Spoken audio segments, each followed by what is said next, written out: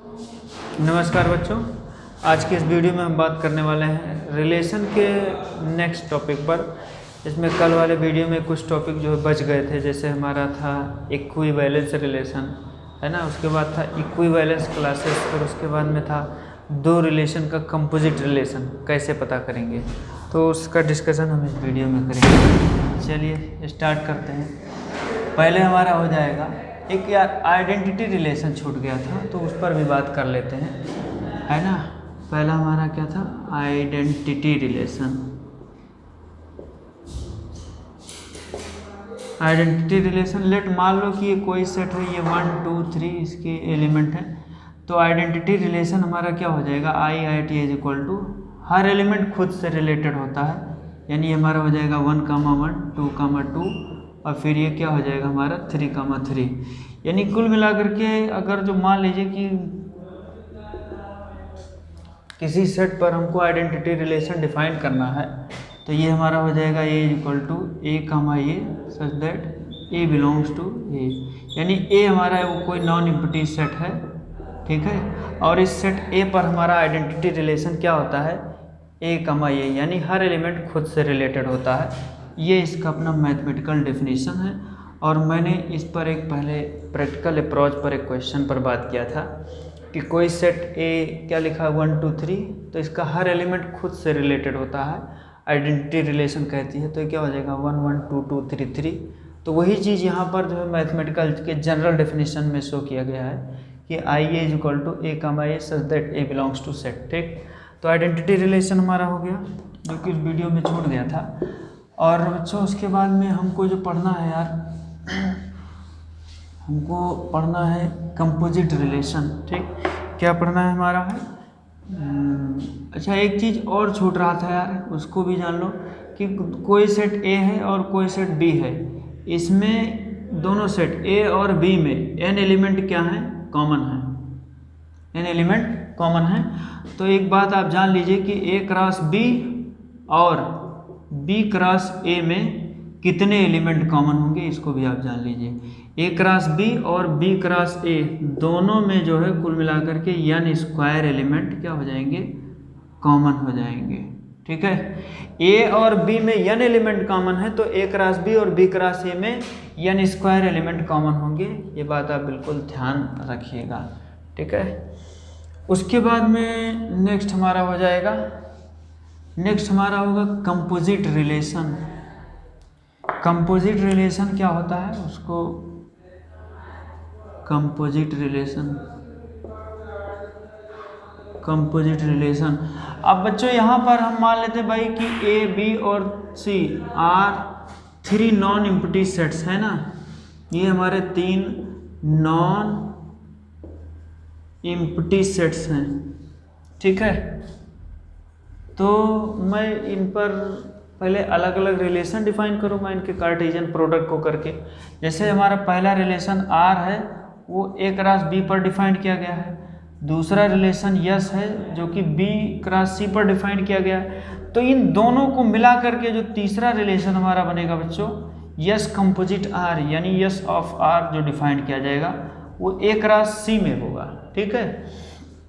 ये होगा such that कुछ इस तरीके से मैनर होगा कि A क्रॉस C हमारा किससे रिलेटेड होगा? यस कंपोजिट R से रिलेटेड होगा। और ये एक क्या नाम कंपोजिट रिलेशन को ही डिफाइन कर रहा है ना। Defined a composite relation, composite relation, ठीक है। इफ एंड ओनली इफ इसका मतलब होता है small b belongs to capital B, है ना, सच दैट A B से रिलेटेड हो और एंड B जो है हमारा C से रिलेटेड हो। तो इस तरीके से ये हमारा 3 नॉन एम्प्टी सेट है बच्चों हमारे पास, A B और C। तो यहाँ से आप देख सकते हैं पहला रिलेशन जो R हमारा है वो A क्रॉस B के कार्टेशियन प्रोडक्ट पर डिफाइंड है। दूसरा रिलेशन यस है वो B क्रॉस C के कार्टेशियन प्रोडक्ट पर डिफाइंड है। तो जो हमारा इन दोनों रिलेशन को कंबाइन करके यानी आर और यस का जो कंपोजिट फॉर्म होगा रिलेशन यस कंपोजिट आर, वो हमारा होगा एक राशि, है ना। एक राशि यानी ये पूरा हमारा जो है क्या डिफाइन कर रहा है यार, कंपोजिट रिलेशन डिफाइन कर रहा है। लेकिन एक चीज़ हमको ध्यान रखना होगा, defined a composite relation if small b belongs to capital B such that a b से रिलेटेड हो और b c से रिलेटेड हो। बच्चों मैं ऐसे एक एग्जांपल के तौर पर एक क्वेश्चन ले रहा हूँ। ऐसे हमारे पास एक सेट है यार 1 2 और 3, ठीक है। हमारे पास ज़्यादा टाइम है नहीं कि हम जो बेसिक कॉन्सेप्ट पर बात करें, लेकिन कॉन्सेप्ट जानना जरूरी, तभी आगे दिमाग काम करेगा, है ना। तो 1 2 3 है, दूसरा सेट हमारा है ए बी और सी है, और तीसरा सेट ये हमारा सी इक्वल टू हमारा लिखा हुआ अल्फा बीटा और ये गामा। तो कुल मिलाकर के आप यहाँ से क्या रिजल्ट निकालोगे, ठीक है। हमको निकालना है एस ऑफ आर, तो मुझे एस आर का रिलेशन क्या होगा, ये रिलेटेड टू एक राशि होगा, और एक राशि का जो कार्टेशियन प्रोडक्ट कोई ले लो यार, यहाँ से क्या हो जाएगा मेरा, समझ लो ये 1 कामा अल्फा मेरा आ रहा है, 2 कामा बीटा आ रहा है, उसके बाद में 2 कामा क्या आ रहा है ये गामा। यानी कि जो कंपोजिट रिलेशन होगा वो पहले सेट का तीसरे सेट से ही होगा, यानी ए का एलिमेंट जो है सी के एलिमेंट से जुड़ेगा, ठीक है। उसके बाद में आपको ये चीज़ पता है कि एस ऑफ आर पूरे का इनवर्स बराबर होता है आर का इनवर्स और एस का inverse, this is called the inverse rule, ठीक है। तो ये इतना चीज़ बताना बहुत ज़रूरी था, जो कि बहुत इम्पोर्टेंट है। आप लोग इतने सारे कॉन्सेप्ट को अच्छे तरीके से देख लीजिएगा, क्योंकि बाद में कॉम्पिटिटिव लेवल में ये सारी चीज़ें बहुत काम में आने वाली हैं। और मैंने पहले ही बता दिया बच्चों कि सेट थ्योरी है, रिलेशंस एंड फंक्शंस है ना, और उसके बाद में यार क्या नाम 3D ज्योमेट्री है, प्रोबेबिलिटी है। ये सब चैप्टर जो है लॉजिक बेसिस है ना, कॉनिक सेक्शंस है, परमुटेशन एंड कॉम्बिनेशन है, तो लॉजिक बेसिस है। इन पर आपको दिमाग खर्चा करना ही पड़ेगा, कुछ रटाने से कुछ काम होने वाला नहीं है। आप सोचो कि कैलकुलेशन करके, ठीक है, आपको लॉजिक से ही समझना पड़ेगा। चलिए नेक्स्ट क्वेश्चन हमारा क्या लिखा हुआ है, नेक्स्ट टॉपिक पहले समझ लेते हैं यार। अगला यहाँ पर है बच्चों कि यार इक्विवेलेंस रिलेशन, ठीक है। इक्विवेलेंस रिलेशन को आप कैसे डिफाइन कर रहे हैं, इक्विवेलेंस रिलेशन, ठीक है। इक्विवेलेंस रिलेशन के लिए 3 कंडीशन होने चाहिए। कोई रिलेशन रिफ्लेक्सिव होता है, सिमेट्रिक होता है, ट्रांजिटिव होता है। अगर जो कोई रिलेशन रिफ्लेक्सिव, सिमेट्रिक, ट्रांजिटिव तीनों कंडीशन को फॉलो कर देता है तो उस रिलेशन को हम इक्विवेलेंस रिलेशन कहते हैं। और अगर जो कोई रिलेशन इक्विवेलेंस रिलेशन है ना, तो उस सेट के इक्विवेलेंस क्लास बन सकते हैं। तो इक्विवेलेंस रिलेशन में पहला ये चीज़ होता है बच्चों रिफ्लेक्सिव, ठीक है यार। रिफ्लेक्सिव में क्या होता है कि ईच ए बिलोंग्स टू, ये रिलेटेड होता है, ठीक, यानी कुछ इसको इस तरीके से लो, कोई सेट है यार जिसमें कुछ ये इस तरीके से एलिमेंट है समथिंग, तो ये आर का इक्वल टू हमारा हो जाएगा ordered pair a comma a such that each ये है ना बिलोंग्स टू कैपिटल ई, ये हमारा रिफ्लेक्सिव हो जाएगा।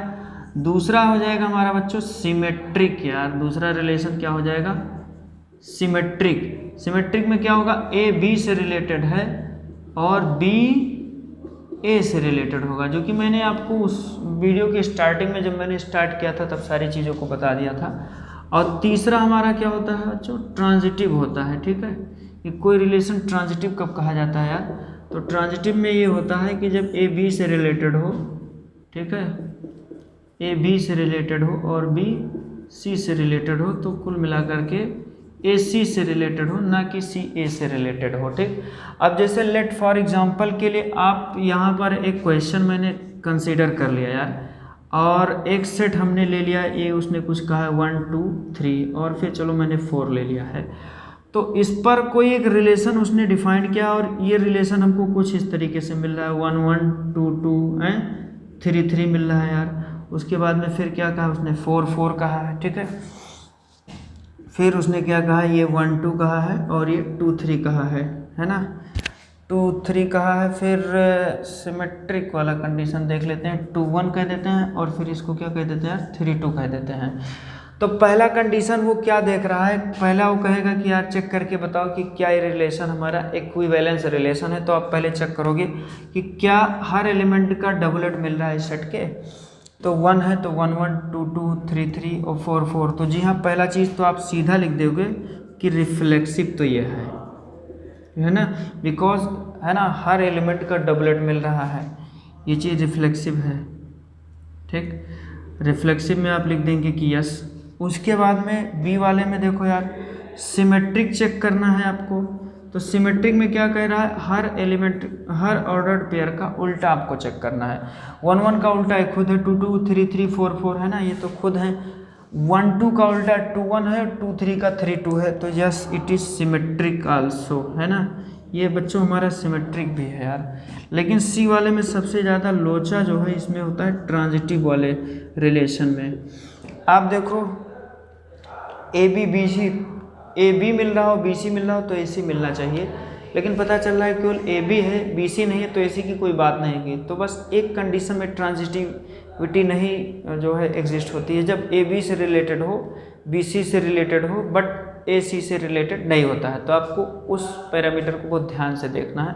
यहाँ से हमारा क्या होगा, यहाँ से क्या मिल रहा है 1 1 है ना, उसके बाद में देखो 1 2, तो ये ए बी बी सी ए सी यही बन जाता है। 2 2 है यार, उसके बाद में फिर देखो 2 3 तो 2 3 ही बन जाता है। फिर देखो 3 3 है और फिर 3 2 तो 3 2 ही बन रहा है।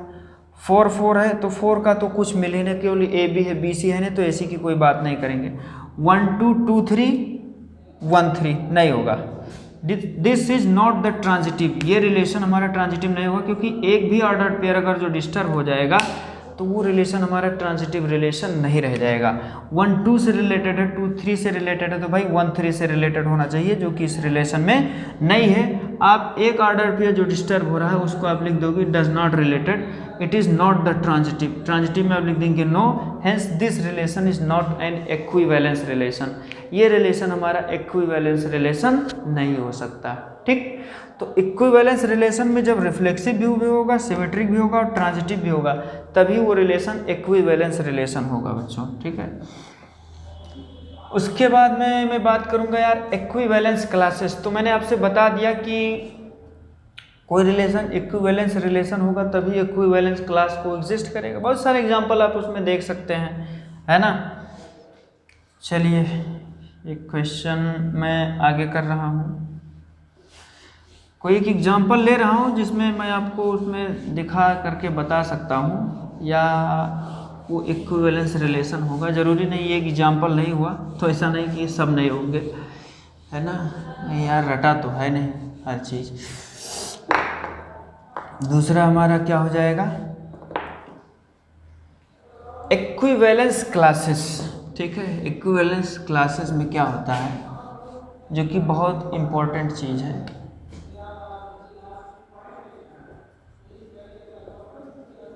इक्विवेलेंस क्लासेस का मतलब पार्ट ऑफ एक रिलेशन। यहाँ पर एक सेट जो है यहाँ पर ये हमारा लिखा हुआ है, एज इक्वल टू लिखा है यार 1 2 3 4 5 6 7 और ये 8 लिखा है। ठीक है बच्चों, और यार इस पर एक रिलेशन उसने दे रखा है, R is equal to ordered pair a comma b such that a minus b is even number. बस कह रहा है कि क्या ये इक्विवेलेंस क्लास बना रहा है।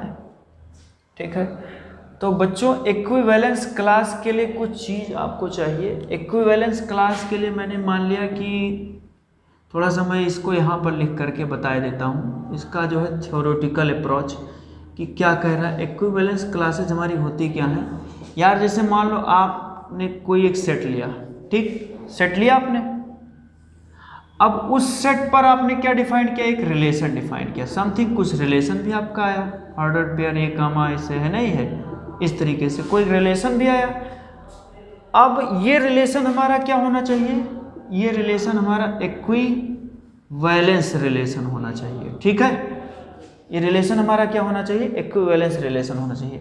तब इस सेट के मतलब पार्ट बनेंगे, आप चेक करेंगे कि इस सेट का जो क्या क्या पार्ट है। अब मान लो पहला चीज इसका पार्ट कोई आ रहा है ए आई, ठीक, कुछ सेट मिल रहे हैं या जो कुछ भी मान लो, A1 A2 A3 समथिंग मान सकते हो। से मैंने मान लिया यार चलो A1 ले लिया और दूसरा पार्ट इसका क्या मिल रहा है, A2 ले लिया, ठीक है। तो कहने का मतलब बच्चों ये है कि A1 का हर एलिमेंट एक दूसरे से रिलेटेड होगा, ठीक। दूसरा हमारा क्या होगा यार, A2 का भी हर एलिमेंट एक दूसरे से रिलेटेड होगा।